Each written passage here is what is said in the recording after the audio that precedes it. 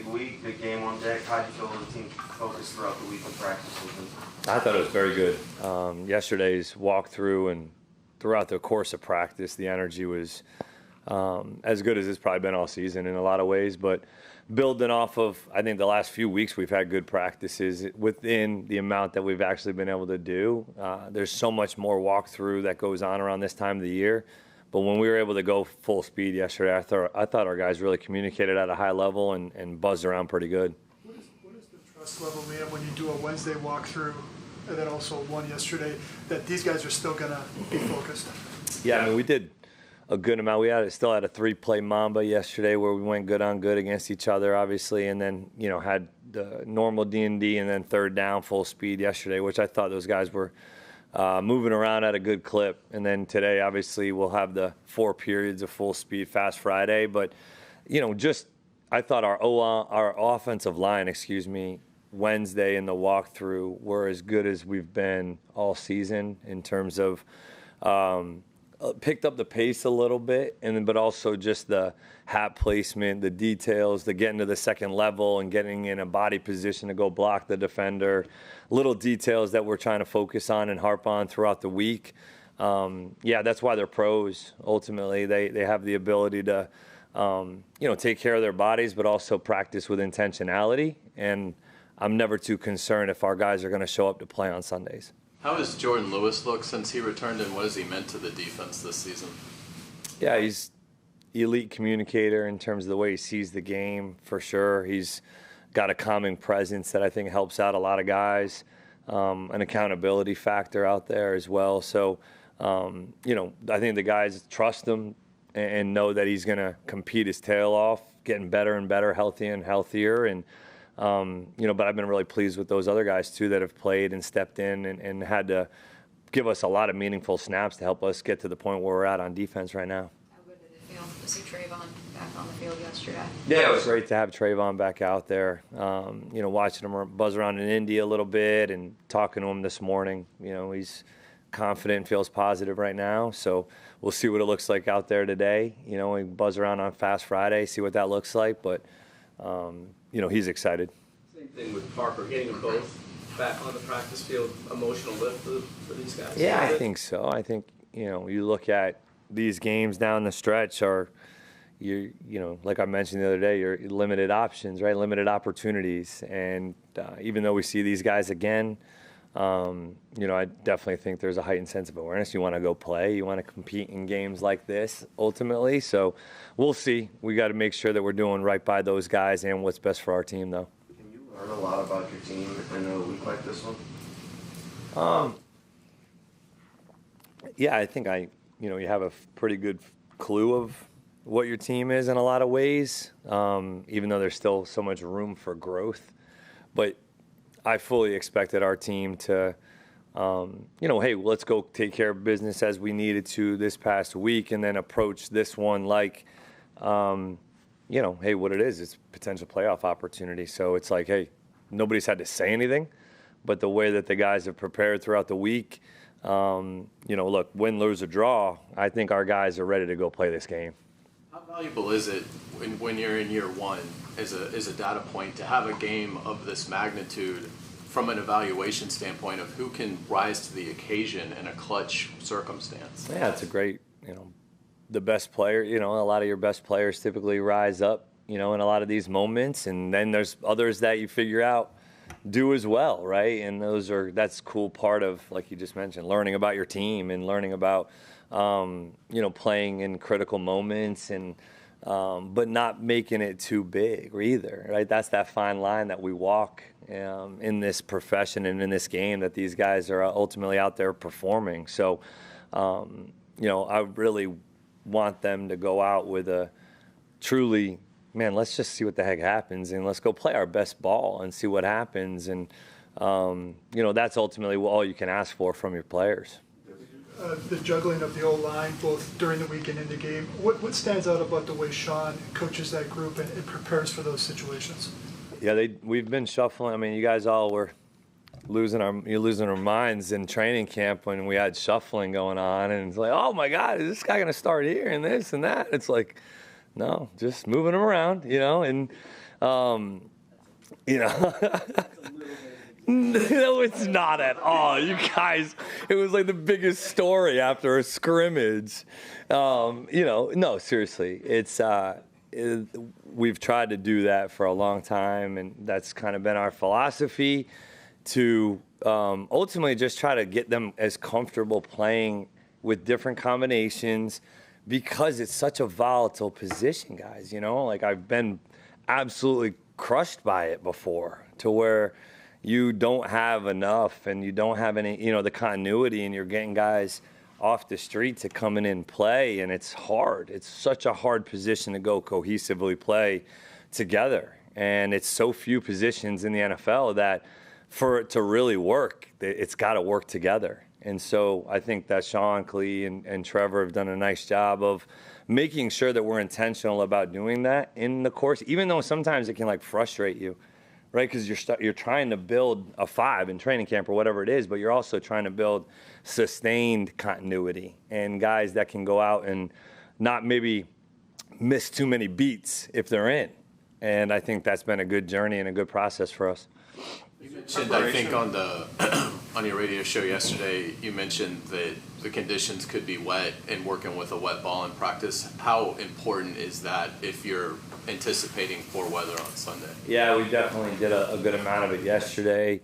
I thought Trevor in Indy specifically threw it. Has got, you know, I know he's able to throw it in the wet, in the weather and all that stuff. It's more just what we talked about was a heightened sense of fundamentals, technique, playing underneath yourselves, coming to balance, long stride, short stride when we're coming to make a tackle. When you're at the second level, how fundamental can you be? Because sometimes you get lost and, you know, lose your footing or whatever it is. You see it last night in some of the Dallas game on the turf. But it's just one of those things that, you know, we just try to preach, not as much about this and the wet ball as more the fundamentals and the heightened sense of awareness that ball security is, the kicking game, all those kind of things. Does your preparation change a lot going up against a game plan defensive coordinator, as you mentioned, in a week like this? Yeah, it's hard to know exactly what you're going to get, right? It's not one of those weeks where you're always sitting there like, okay, you know you're going to maybe get X, Y, and Z at X, Y, and Z time and X, Y, and Z situation or D&D, whatever it is. It's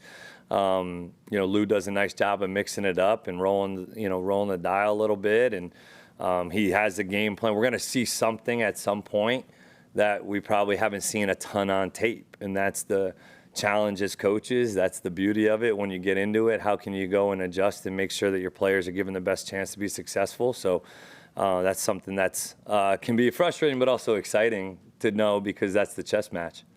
About the offensive line staff preparing those guys. What about the secondary staff? Yeah. Especially at cornerback, you know, how they've kind of gotten so many guys ready to play. Man, there's a lot of guys that have played defensive back for us this season. You know, and I think that Milo and Perk and Drew Lascari and those guys and Bill Sheridan, those guys have done a nice job, really nice job of preparing people.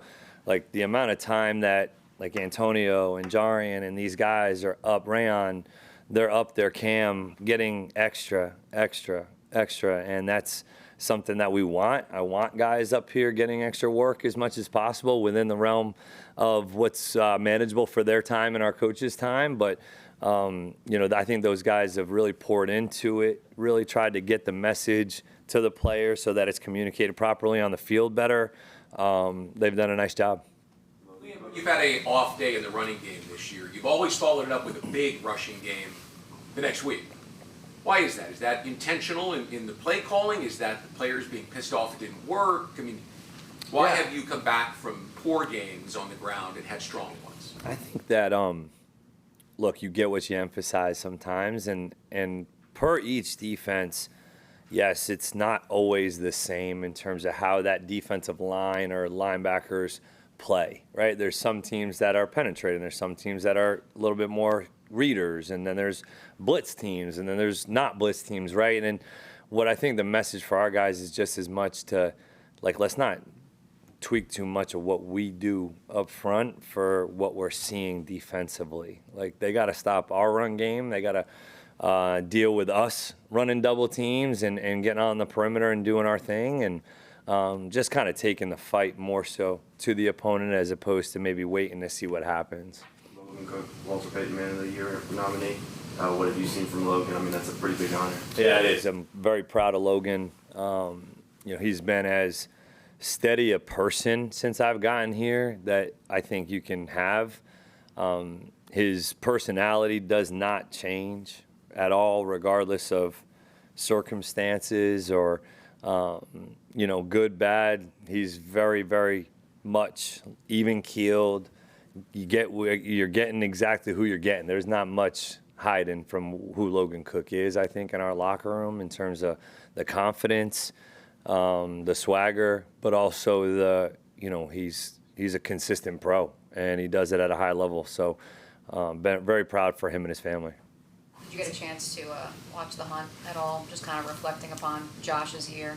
And I haven't gotten to see it yet, but I actually got a great text from a friend actually in Tampa talking about the hunt and some of that footage.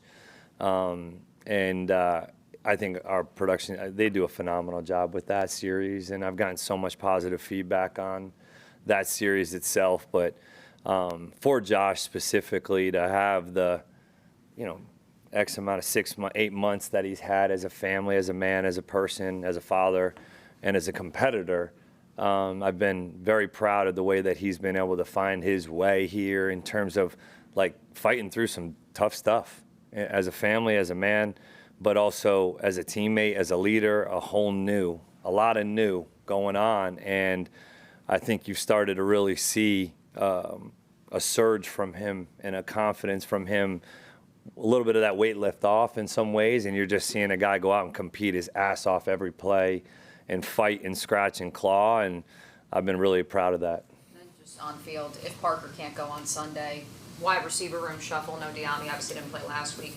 Who kind of steps in? How do you sort out through those three positions? Yeah, if he doesn't, if Parker's unable, then it'll be a mix of Diami, Tim Patrick, and also Austin Trammell for right now, I would say. So it's a matter of those guys being able to fill and then also be able to play Z and X at some of those other positions as well, with Diami and Tim being able to do some of those things as well. So, all those guys have made big plays for us at some point this season.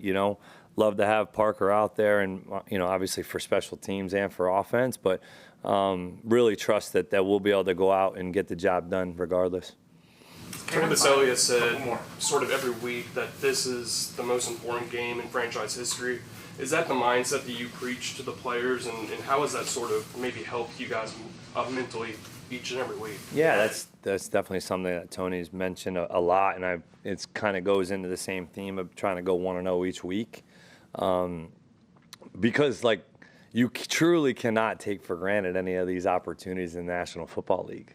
You take one of those for granted, and you're going to see yourself on the bad end of maybe a game you feel like you should win, or you've gotten to a point in the season where you feel like you're going to win a game like that, and then, oh, shoot, you just laid an egg. And we felt that before.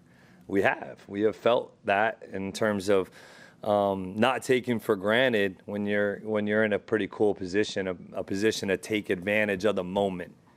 And you look at some of those big games that we have had here so far this season, and you look at obviously San Francisco, and you look at Kansas City, and you look at some of those games that we have taken advantage of the moment. And then you look at obviously Houston's second half and not taking advantage of it. So now you feel that way, and you know what that feels like. That approach needs to remain for 4 quarters. That's good. Appreciate it. Great. Thanks.